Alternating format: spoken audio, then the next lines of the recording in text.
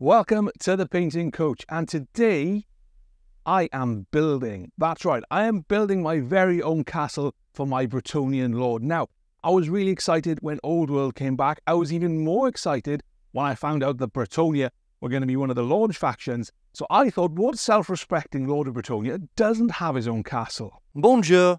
I'm delighted to say that Creality got in touch to see if I would try out one of their printers, and they sent me the CR10 SE. Now, I didn't really know what to expect from this printer. It looked good online, but then everything looks good online. So I was really excited to get it and put it through its paces. And what better thing to print than a whole castle for my tabletop? Now, first things first, we need to set this printer up. And just following the online video that Creality have got on YouTube, this was really easy and really straightforward. There are quite a few wires, but it's really clear and obvious where they go. They only fit in one place, so you can't go wrong. And I'm not the world's most technical person. So I was really happy to see that setup is really nice, easy, and straightforward. You don't need any tools of your own either. All the tools you need to fix and maintain the machine all come inside the package. Once we've built the machine, it's time to turn it on, and this is where we see one of the best features about the CR10 SE, and that is it is self-leveling.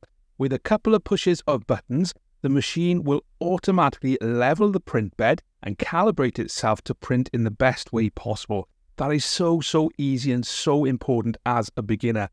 On the old style machines, you'd have to level each corner individually, and that could just lead to you pulling your hair out, because if you were even marginally out, your prints would fail. But because the machine is self-leveled, that is absolutely fantastic for us. Quality on it seems pretty good. Let's throw caution to the wind and go straight in to printing our castle. The Creality slicing software is really easy to use. All I did was navigate to my files, open it in the slicer, check that I've got the settings right in the top right hand side. Now you can see that you've got the option of a 0.1mm or a 0.2mm layer height. We'll talk about that a little bit later on, but I'm going to go for 0.2 for this, so I click slice. A little bit of time goes by and that is ready to print. Now to print it, all I do is click LAN printing. It's all on my Wi-Fi, ready to go. I click the printer, click one-click printing, and as you can see here on the right-hand side, as I'm clicking that, it's popping up on the printer screen to show that it's ready to start printing. This is really nice. While we watch this hyperlapse and we see one of the elements of a castle turret come to life, I thought it would be a good opportunity to tell you about some of the other features. Now, I've already gone through the auto-leveling and shown you how that works. That's a really impressive part of this machine. This means that you're going to get a neat, smooth first layer, first time, every time. And this drastically reduces the potential for any of your prints to fail. As a beginner and an entry-level machine, this is really important, because there's nothing worse than things going wrong. When it's all automated and it goes right, you're going to be printing for days. All that printing you're going to be doing means that you need to be able to rely on this machine. And you've got precision linear rails at the X and the Y axes, which are made of durable steel. The linear rails themselves have got ball bearings in them, which give lasting accuracy across the life of the machine, so you don't have to worry about your prints going off kilter, because this machine was built to last. One of the drawbacks of machines like this is that they can take a long time to print. Now, when I put this into a slicer for an old 3D printer I used, some of these turrets were taking up to 14, 15 and even 16 hours to print, whereas I've got this down to 9 hours on the Creality CR10 SE, and that's really good, because it means that I can just print during the day. I don't have to worry about leaving the machine on overnight to print, and the 600mm per second speed really does boost the amount of output you can get from one of these machines. So I've done a lot of printing on the CR10 SE and I'm quite impressed with it. The quality is really good. Better than other printers I've used when it comes to the actual finished product. Now, I've probably got a lot of bits of castle. Let's build this thing. I have got so much castle. There are so many bits from this kit. Now, the link for where I got these files from will be in the description of the video. So let's talk tactics and how we're going to assemble all of this. So all of the tower bits go together in a certain way, all the wall bits. What I'm doing is basically just separating them out and making up the kits for each tower and each bit of wall. Like, see, some of them don't quite fit. So what I'm going to do is just take a drill and just widen that hole a little bit. So because I'm not too concerned about the modularity of this castle, the first thing I've done is spray the insides with some black primer. That just means that you won't see the light colour coming through from the white PLA underneath. And this is just a little bit of an effect before we start building. So to stick all of these together, I used sticks like, well, you can see it there. This is a really, really strong adhesive. I'm just using a caulking gun to get it out. So I'm not going to be too tidy. I just want to get it into those recesses so it'll really grip on nicely. And I'm just going to squeeze them together a little bit. I'm not going to put too much weight on them because they should stick together quite nicely. So I'm just going to work my way through all of them. And before you know it, I've got 4 lovely towers.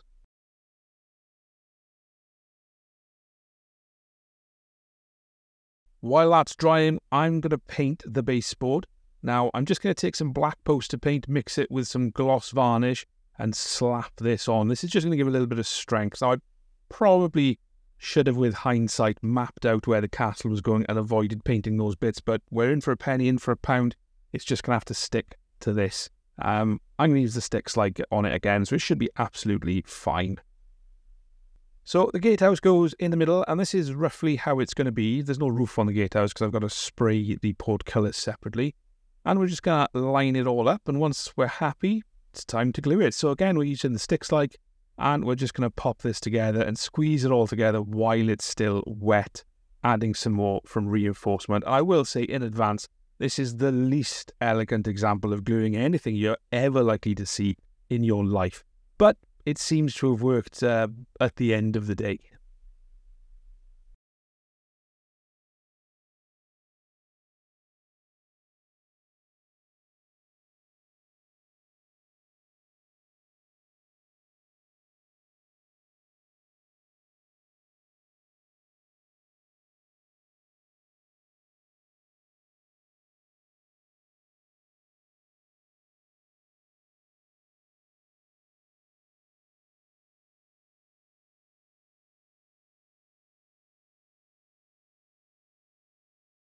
Once that had a chance to dry a bit, I thought it'd be a good idea to blend in the ground and the castle. So the castle did look like that it was dug into some proper foundations. Now, I realise you can't see anything in this shot. However, on adjusting the lighting, you can see that I've just used some filler, some cheap filler, just to build that up a little bit and then smooth it over. I was going to use some sculptor mold, but this worked out miles cheaper. Now, it won't have escaped your attention that there are several gaps across the model where everything fits together. Now, if I had taken my time, I probably would have maybe adjusted some of the prints to incorporate other pieces so that we would print them together rather than separately. But hey, that's a lesson learned for next time. I'm using some decorator's cork just to fill in the gaps. And once this is dry, I'm going to fill it in again. Now, this will be a little bit like an expansion joint, I guess. I'm not sure they had those back in the old world. But the way I'm just going to model them is I'm just going to stipple paint over it. So it looks like there's lime wash that's washed over. And that should give me a really nice, easy effect. So I'm not worrying too much about the fact that we've got these visible gaps at the moment. So whilst I'm building and letting bits of glue dry on the castle, I've got the printer running in the background because there are 2 settings in terms of the print quality. Now, you've got the 0.2mm, which is how I've printed all of the stuff that I've got at the moment. There's also the 0.1mm layer height, which is half the height of the 0.2mm, but that means you're going to get a much smoother finish. So let's run that through its paces, printing off some of the more intricate details like steps, doorways, and any other decorative elements I think will look great on this castle. I jumped into Tinkercad and made a shield with some really basic shapes and some of the tools that you can use in Tinkercad.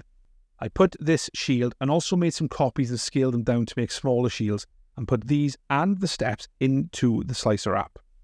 Having let the printer work its magic on that 0.1mm setting, I'm really happy with how the big shields have come out. What I'm also delighted about is how the small shields have come out. These look fantastic considering they're much smaller than the big shields. They've still got loads of detail, so this is really exciting. I can do all sorts of decoration now going forward. So the castle is printed, the castle is built, let's paint it and get it ready to have pride of place on my tabletop. It's trusty Halford's Grey primer because I'm going to need a lot of it. So all I'm doing is spraying this side to side short bursts and building up the layers. Now I know it's not often that I show you some spray can action, so this is indeed a treat for absolutely everyone. All I can say is just make sure you're shaking the can really well. If you are using it in cold weather, yes, it's January in the UK. We're lucky it was dry, to be honest. I've warmed the can up a little bit first. Short, sharp bursts and build those layers up. Once that's completely dry, it's time to add some definition. So I'm using some really cheap black poster paint. I've mixed it with some water and I'm painting it over the bricks. And this is going to seep into the recesses nicely. Now I realized this was a little bit thick, so I just took some plain water and dripped this over the wet paint. And it just washed most of it off. If you still need to take some more away, just get a paper towel and dab it. And you can see there that this gives you a really nice, effective looking wall. While I was drying completely, I just took some brown poster paint and used this to paint over those areas that are going to be covered in the ground covering, just to give them something underneath. So if we did miss any bits or it was a little bit patchy, then that's just going to show through nicely. I then painted all of the coping stones with some ivory poster paint. And you may notice the theme here of me using poster paint. There's quite a lot of poster paint because it was cheap as chips and I knew I'd need a lot. So rather than use my expensive model paints for this, I'm just using cheap poster paint.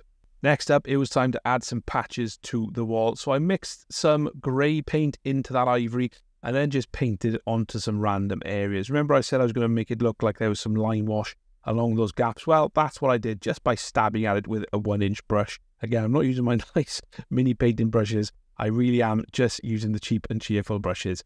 And once I'd done this, I just added a bit of white in as well, just to add some further texture across the piece.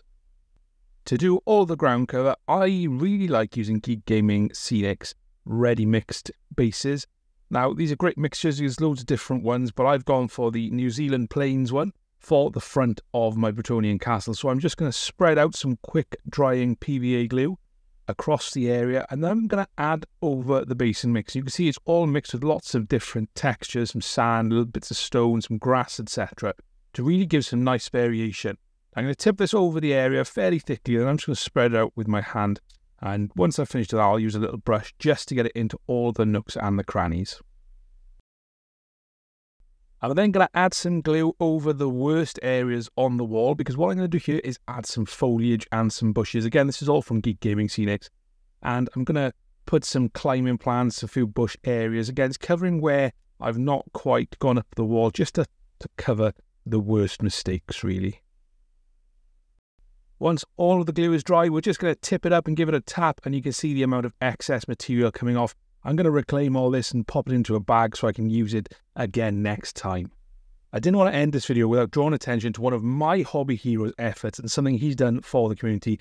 Garfy, over at Tale of Painters, has produced some free movement trays for the Tomb Kings that you can print off. And you can see here a couple of examples that I've done. They're really nice smooth edges, and they're designed to fit the Tomb Kings starter set that you can buy. So big thanks to Garfy over at Tale of Painters. The link for these is down in the description.